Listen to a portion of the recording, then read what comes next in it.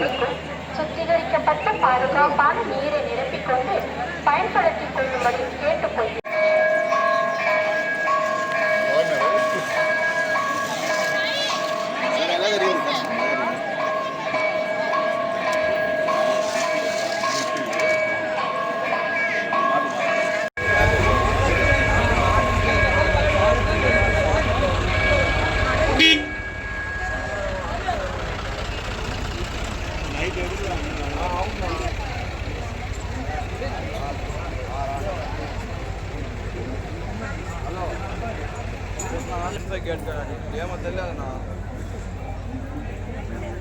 వేరే sir phone చేసి రమ్మన్నా.